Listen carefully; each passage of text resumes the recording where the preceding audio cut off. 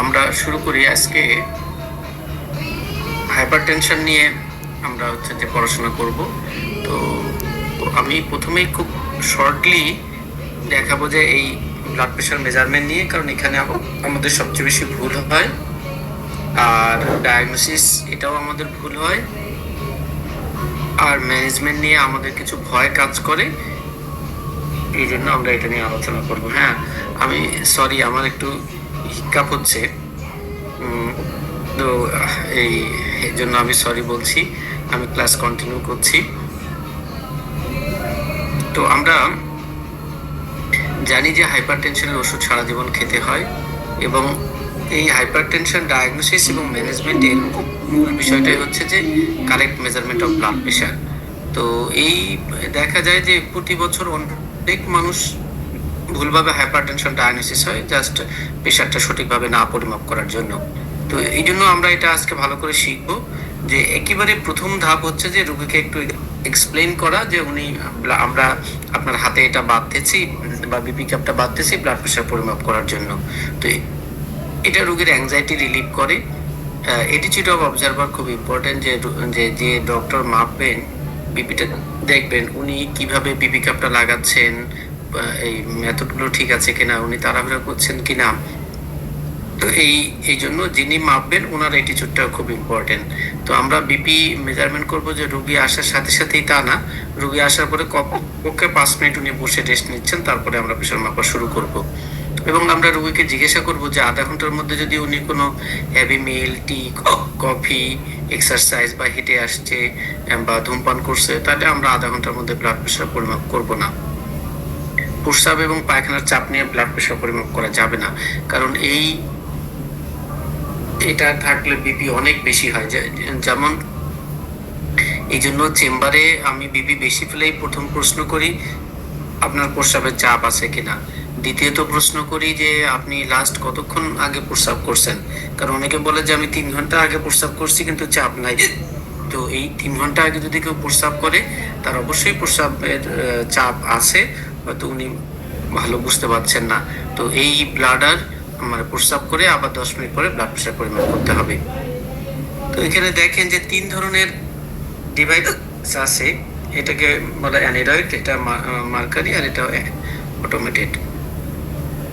তো আমরা জানি যে এই মার্কারি হচ্ছে যে আইডিয়াল, কিন্তু বর্তমানে এই মার্কারিকে ব্যান করা হয়েছে, যে কারণ মার্কারি লিকেজ হয়ে টক্সিসিটি হতে পারে এই ভয়ে। তো অ্যানিরয়েডটা আমরা সবচেয়ে বেশি ইউজ করি এবং এর রেকর্ডিং নেয়ার মানে কাছাকাছি মার্কারির। আর অটোমেটেড এটা যদি একদম ভ্যালিডেটেড ডিভাইস হয় তাহলে এটা মোটামুটি ভালো রিডিং দেয়। তবে আমাদের দেশে যে ডিভাইসগুলো পাওয়া যায় এগুলো ম্যাক্সিমামেই ভ্যালিডেটেড বা ভালো কোম্পানির না, যার কারণে এগুলো নিয়ে প্রবলেম আছে। তবে যদি আমরা একদম ভ্যালিডেটেড ডিভাইস, ওমরনের বেশ কিছু মডেল আছে, সেগুলো যদি নিতে পারি তাহলে সেগুলো বেশ ভালো রেকর্ডিং দেয় আর কি। হ্যাঁ, তো এখন প্রবলেম হচ্ছে যে অ্যান্ড্রয়েড ডিভাইস যদি আমরা ইউজ করি, এগুলো 6 মাস পর পর এটা ঠিক আছে কিনা এটা একটু আমাদের ভ্যালিডেটেড করতে হয় মার্কারি ম্যানোমিটারের সাথে। তো আমরা মেইনলি সিটের ব্লাড প্রেশার পরিমাপ করি, তবে আমরা শোয়া এবং দাঁড়াও ব্লাড প্রেশার অনেক সময় পরিমাপ করি। এটা হচ্ছে যে পোস্চুরাল হাইপারটেনশন আছে কিনা এটা দেখার জন্য। তো ব্লাড প্রেশার পরিমাপ করার শুরুতেই আমাদেরকে টাইট ক্লদিং মানে মোটা কাপড় থাকলে সেটা খুলে ফেলতে হবে।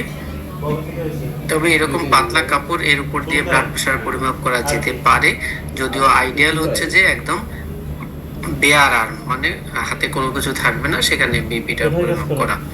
তো যেটা ইম্পর্টেন্ট হচ্ছে যে এইভাবে জামা উপরে উঠানো যাবে না, কারণ হচ্ছে যে জামা যদি এইভাবে উপরে উঠাই তাহলে হচ্ছে যে এখানে ব্র্যাকুলাটারি কম্প্রেশন হবে। এই ব্র্যাকুলাটারি কম্প্রেশন হলে তখন বিপিটা আমাদের একুরেট আসবে না। তো এই জিনিসটা খুবই ইম্পর্টেন্ট, যে এখানে দেখেন যে আমরা জানি স্পিগমোম্যানোমিটারের মধ্যে এখানে একটা ব্লাডার থাকে। এই ব্লাডারটা আমাদের আর্মের 2/3 কাভার করতে হবে। তো ধরেন যদি আমরা একটু ওবেস বা ওভারওয়েট পেশেন্টের যদি আমরা বিপি মাপি এই অ্যাভারেজ বিপি কাপ দিয়ে, তাহলে দেখবেন যে এটা অর্ধেকও কাভার করবে না। তো যেমন এখানে এনার কিন্তু অর্ধেকও কাভার করবে না, যার কারণে এনার ব্লাড প্রেশার যা থাকা উচিত তার চেয়ে বেশি ব্লাড প্রেশার আমরা পাবো। তো এটাকে বলা হয় কাপ হাইপারটেনশন, ঠিক আছে। তো এই জন্য আমরা কি করব, যে এই রোগীকে লার্জ কাপ আছে, আমরা যেটা সচরাচর ইউজ করি সেটাকে বলা হয় অ্যাভারেজ কাপ, এটাকে লার্জ কাপ দিয়ে এনাকে বিপি পরিমাপ করতে হবে। তো লিনথিন পেশেন্টের ক্ষেত্রে ঠিক উল্টোটা হয়। এখানে দেখেন যে এই ব্লাডারটা পুরো আর্মকে কাভার করছে, তো এনার ক্ষেত্রে বিপি যা আছে তার চেয়ে বিপি কম পাওয়া যাবে।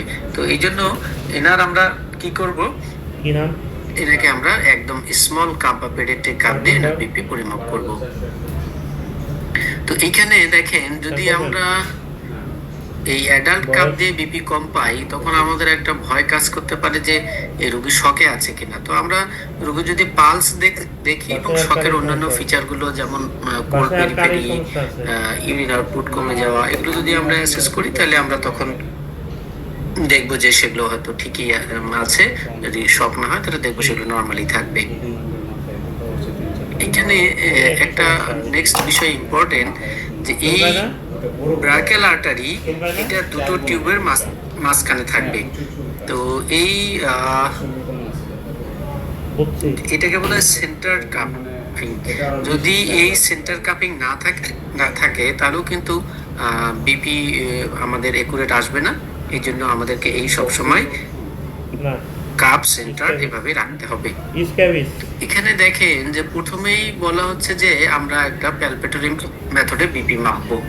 তো এই কেন প্যালপেটরি মেথডে বিপি মাপাটা জরুরি, এটা এক্সপ্লানেশন হচ্ছে যে অসকালটেটরি গ্যাপ নামে একটা জিনিস আছে। হ্যাঁ, এই অসকালটেটরি গ্যাপটা হচ্ছে, ধরেন আমরা কাউকে প্যালপেটরি মেথডে বিপি দেখলাম না, আমরা এই বিপি কাপটাকে ইনফ্লেট করলাম, করে আমরা ধরেন যে কাপটা আমরা ডিফ্লেক্ট করা শুরু করলাম।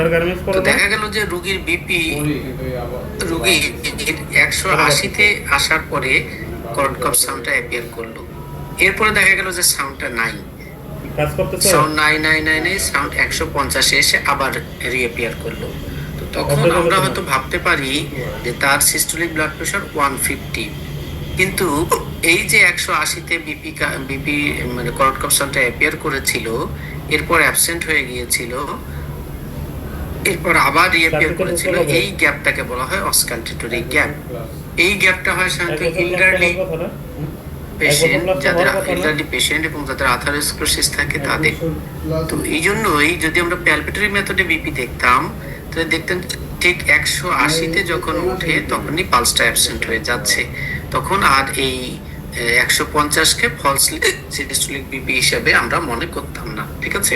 তো এই জন্য মানে মেসেজ হচ্ছে যে অন্তত অসকালটেটরি মানে ওল্ডার এজ পেশেন্টদের ক্ষেত্রে বোথ প্যালপেটরি এবং অসকালটেটরি দুটো মেথডেই ব্লাড প্রেশার পরিমাপ করতে হবে। তো এটা একটা আইডিয়াল পজিশন দেখানো হয়েছে যে রোগী এভাবে বসবে, পা ফ্লোরে থাকবে, ক্রস থাকবে না, আর্মটা সাপোর্টেড থাকবে, ব্যাক সাপোর্টেড থাকবে, এভাবে আমরা ব্লাড প্রেশার পরিমাপ করব। তো এখন যদি আমরা প্র্যাকটিক্যাল পয়েন্ট অফ ভিউ থেকে দেখি যে আমাদের চেম্বারের টেবিলগুলো এইরকম, চেয়ার এইরকম, এভাবে যদি একটা রোগী আমরা বিপি পরিমাপ করি, এই হাতটা দেখেন কোনো হাতটাতে সাপোর্ট নাই, রাদার ইটস হ্যাঙ্গিং, এই আর্মটা should be at the level of the heart, সেটাও হচ্ছে না। তো এগুলোর জন্য এরকম একটা চেয়ার আমরা ইউজ করতে পারি।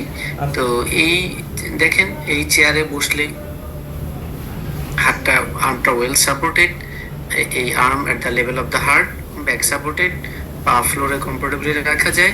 তো এরকম একটা চেয়ার আমরা চেম্বারে রাখতে পারি। যদি এরকম চেয়ার না থাকে আপনার চেম্বারে, আপনি যেটা অল্টারনেটিভ একটা করতে পারেন যে রোগীর আপনি কোলের মধ্যে একটা বালিশ দেবেন, বালিশ দিয়ে সেখানে এই হাতটা দেবেন, তাহলে আর্মটা ওয়েল সাপোর্টেড হবে। সেটা আমরা অল্টারনেটিভলি করতে পারি। এবারে দেখেন যে আমরা কতটুকু ইনফ্লেট করব, সেটা তো ডিপেন্ড করবে আমরা এই প্যালপেটরি মেথডে কত বিপি পেয়েছি। তো যদি প্যালপেটরি মেথডে আমরা না দেখি তাহলে আমরা সাধারণত 200 পর্যন্ত আমরা ইনফ্লেট করি, করার পরে এটাকে আমরা ধীরে ধীরে ডিফ্লেক্ট করি। হ্যাঁ, এবং ডিফ্লেক্ট করতে হবে স্লোলি, কারণ এখানে দেখেন 140, 160, এখানে গ্রাজুয়েশন গুলো খুবই অল্প, 1 গ্রাজুয়েশন মানে 2 মিলিমিটার, যার কারণে এটা স্লোলি ডিপ্লেট করতে হবে। এবং যে জায়গায় এসে কর্টিকপ সেন্টার অ্যাপিয়ার করবে সেটা হচ্ছে সিস্টোলিক বিপি, যে জায়গায় কর্টিকপ সেন্টার ডিসঅ্যাপিয়ার করবে সেটা হচ্ছে ডায়াস্টোলিক বিপি। এবং হচ্ছে যে অনেক সময় দেখা যায় যে একদম জিরোতে এসে সাউন্ডটা ডিসঅ্যাপিয়ার করতেছে। তো যে জায়গায় এসে জিরোতে সাউন্ডটা ডিসঅ্যাপিয়ার করতেছে সেখানে হচ্ছে যে আমরা ডায়াস্টোলিক বিপি বলবো, যেখানে সাউন্ডের ইন্টেন্সিটিটা কমে যায়, বা এটাকে বলা হয় মাফলিং অফ দ্য সাউন্ড। তো এখন আমরা প্রশ্ন হচ্ছে যে আমরা কোন হাতে ব্লাড প্রেশার পরিমাপ করব? উত্তর হচ্ছে যে আমরা প্রথমবার দুই হাতে ব্লাড প্রেশার পরিমাপ করব। যে হাতে ব্লাড প্রেশার বেশি পাবো পরবর্তীতে ওই হাতে ব্লাড প্রেশার পরিমাপ করব। এর পরের প্রশ্ন হচ্ছে যে রুগী যখন আমাদের কাছে আসবে একটা ভিজিটে আমরা কয়বার ব্লাড প্রেশার পরিমাপ করব? উত্তর হচ্ছে যে 2 বার। তো কারণ এই রোগীর বিপি পরিমাপ করলে প্রথমবার একটু বেশি পাওয়া যায় এবং সাবসিকুয়েন্ট রেকর্ডিং গুলো কম পাওয়া যায়, কারণ ফার্স্ট কন্ট্যাক্টে পেশেন্টের অনেকগুলো অ্যাংজাইটি কাজ করে, যার কারণে হচ্ছে যে এই বিপিটা বেশি পাওয়া যায়। ঠিক আছে, তো এই জন্য আমি চেম্বারে যেটা প্র্যাকটিস করি যে আমি প্রথম রেকর্ডিংটা হচ্ছে যে অটোমেটেড মেশিন দিয়ে দেখি বাইরে, যদি এটা বেশি পাওয়া যায় তখন আমি এই অ্যানুয়ারেট দিয়ে আমি আবার দেখি আর কি। তো আমার মনে হয় যে আপনারা এটা প্র্যাকটিস করতে পারেন যে আপনারা একবার বিপি দেখবেন, যদি বিপি বেশি পান তাহলে অবশ্যই 2 বার বা আরো বেশি সময় দেখবেন। ঠিক আছে, তো এটা কতটা ইম্পর্টেন্ট এটা দেখেন যে আজকে আমি একটা এই 24-25 বছর বয়সের একটা ছেলেকে দেখছি, ওর ফ্যামিলি হিস্ট্রি অফ হাইপারটেনশন আছে, এর জন্য গত বছর আমার কাছে একবার আসছিল।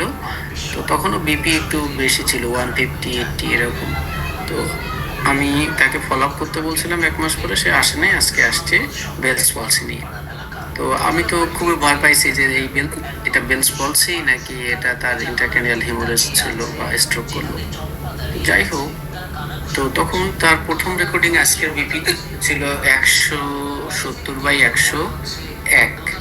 এরপরে আমি যখন মেজারমেন্ট করি তখন আমি পেলাম 170/98। এরপরে রুগী যখন ইনভেস্টিগেশন নিয়ে আমার কাছে আসলো তখন আমি মেজারমেন্ট করে দেখি বিপি 142/90। দেখেন এই 3টা রেকর্ডিং, 3টাই কিন্তু আজকের এবং জাস্ট এই 2 ঘন্টার মধ্যে। তো এই জন্যই আমাদেরকে মাল্টিপল রিডিং মানে ব্লাড প্রেশার মেজারমেন্ট নিতে হবে। ঠিক আছে, তো এখানে দেখেন কিছু জিনিস দেখানো হয়েছে যে কি কি ভুল আছে এখানে। তো আমরা আইডিয়াল যদি বলি যে কাপড়ের উপর দিয়ে মাপা যাবে না, সেটা এখানে দেখানো হয়েছে। এখানে কাপ সেন্টার নাই, এখানে আর্ম লেগ ক্রস, এটা এমনি দেখানো হয়েছে একটা ছবি যে বিপি মাপার সময় এরকম লেগ ক্রস করে বসা যাবে না। বিপি মেজারমেন্ট করার সময় হাত এরকম মুট করা যাবে না, এটা লাগানো ঠিকভাবে হয়নি। রোগীর ব্যাক সাপোর্ট নেই, রোগী প্রেশার মাপার সময় কথা বলতেছে, এগুলো বলা যাবে না এখানেও তাই। এবং যেটা ইম্পর্টেন্ট যে আমরা ব্লাড প্রেশার পরিমাপ করার পরে রোগীকে বলতে হবে তার ব্লাড প্রেশার কত এবং সেটা নর্মাল না বেশি সেটাও বলতে হবে আর কি, এবং প্রেসক্রিপশন লিখে দিতে হবে। তো এই আর কি সম্পর্কে